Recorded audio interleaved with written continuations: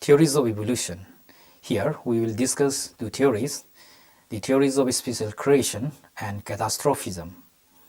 The similarity among varieties of plant and animal species in morphology, anatomy, physiology, and genetic makeup are not accidental. This suggests that all of them are evolved from a single common ancestor, and through evolutionary forces of adaptation, natural selection, hybridization, etc., in due course of time, they are gradually changed. In short, we can say that evolution is a process whereby the characteristics of organisms change over time, eventually leading to the formation of new species. Concepts and theories like creationism, catastrophism, Lamarckism and neo-Lamarckism, Darwinism and neo-Darwinism are the different concepts and theories of origin and evolution of life on Earth. We shall look into these concepts and theories.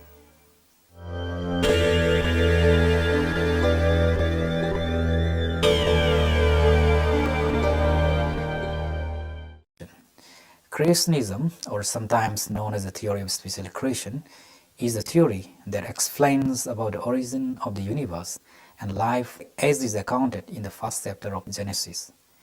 Father Soares, a Spanish monk who is one of the greatest advocates of this theory, taught the people that the world was made in 6 natural days. On the first 2 days, the material primer was made out of nothing, and it was to receive afterwards those substantial forms which molded into the universe of things.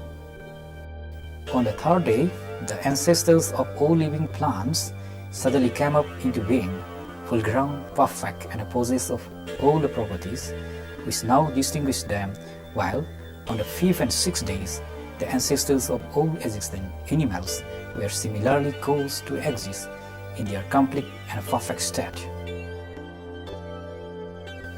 Finally, on the 6th day, the anima rationalis, that rational and immortal substantial form which is peculiar to man, was created out of nothing and brought into a mass of matter, and so man arose. But the species man was represented by a solitary male individual until the Creator took out one of his ribs and fashioned it into a female. The religious teaching was so influenced upon the Europeans that his teaching continued until the middle of 19th century. In his article entitled Defense of Creationism, Paul Abramson, 2009, gives arguments in support of creationism theory. The following are few of quotations. Atheistic evolution is unscientific. In science, every action has the equal and opposite reaction. Science shows us that matter can neither be created nor destroyed. The sum total of the universe today, no matter what the scientific experiment, remains the same.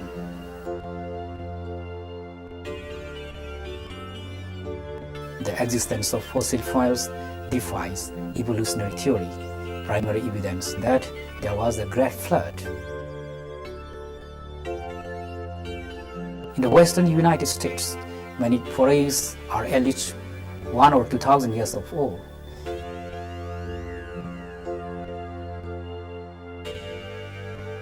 Individual trees die and begin to decay, but the forest lives on.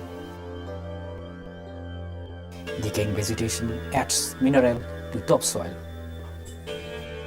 The topsoil that nourishes the surface, the life soil actively transforms that into renewed life-supporting material.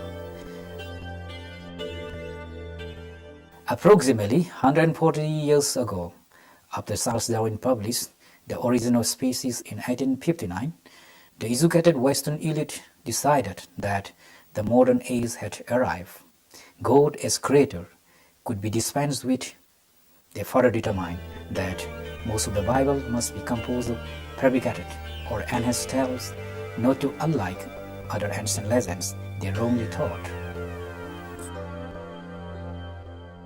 Probably there have been some prophet named Jesus, but to believe that such uneducated, pre-laptop computer people could have accurately preserved tales dating back to 1,000 years or longer, back to King David or that mythical Moses, impossible.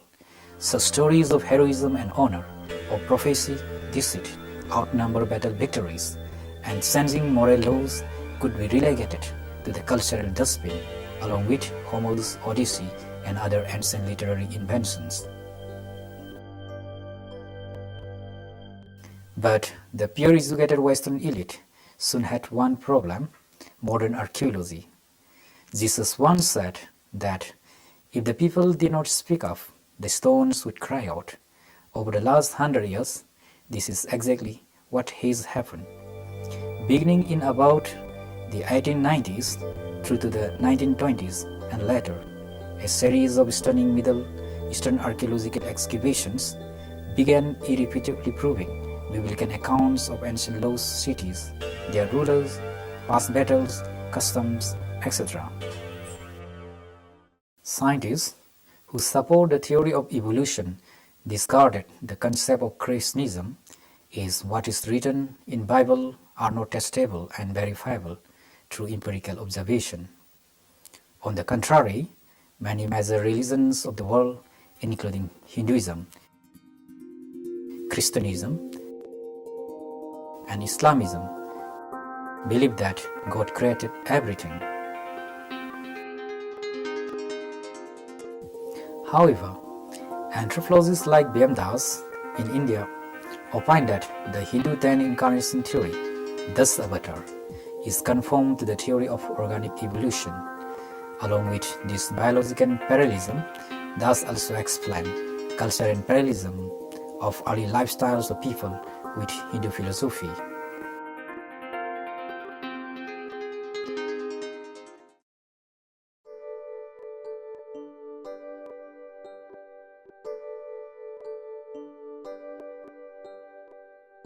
French geologist Jacques Cuvier was one of the founder paleontologists who was interested in collection of fossil animals, especially extinct ones, and observed that these findings do not have living types.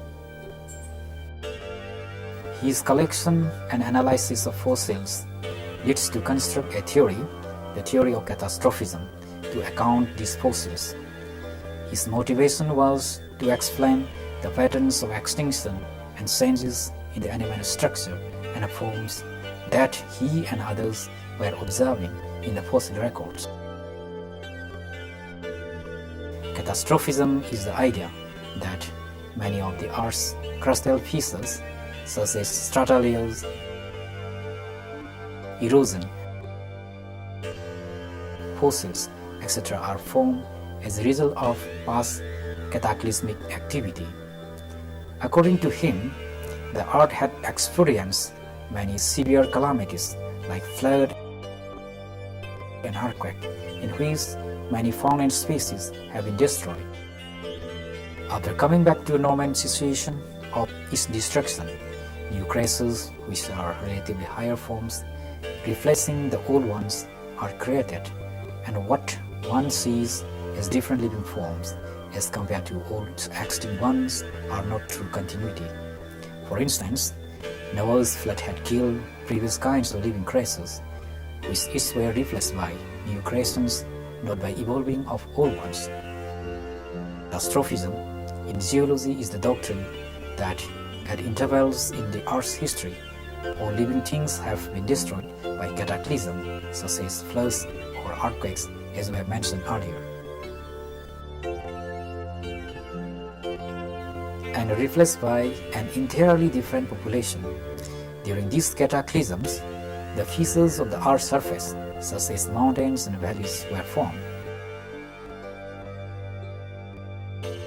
Interestingly, this theory of catastrophism was more easily correlated with religious doctrines and remained for some time the interpretation of the Earth's history accepted by the great majority of geologists.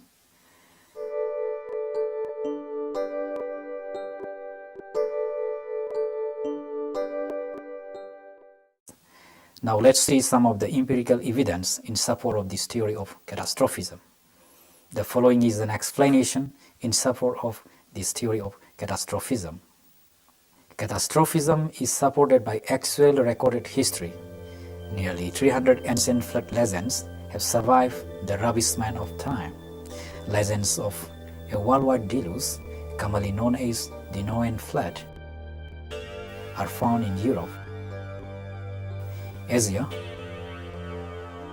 Africa, Australia, North America, and South America. Furthermore, the Earth's sedimentary layers with the fossil record seem to suggest a past marine cataclysm.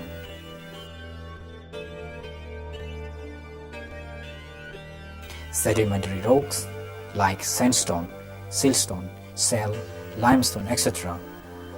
is the result of moving water laid down layer upon layer by hydrologic sorting. Animals whose fossil remains are found within those layers must have been caught in this running water to have been buried and preserved. Approximately 95% of all Earth's fossils discovered thus far are marine invertebrates. Of the remainder, approximately 4.74% are plant fossils. 0.25% are land invertebrates, including insects, and 0.0125% are vertebrates, the majority of which are fish. Roughly 95% of all land vertebrates discovered and recorded to date consist of less than one bone. Neocatastrophism is the explanation of sudden extinctions in the paleontological record by high magnitude, low frequency events, as opposed to the more prevalent geomorphological thought which emphasizes low magnitude, high frequency events. However, the theory of catastrophism is contrary to uniformitarianism, the accepted geological doctrine for over 150 years. Uniformitarianism states that current geological process occurring at the same rates observed today, the same manner account for all Earth's geological features.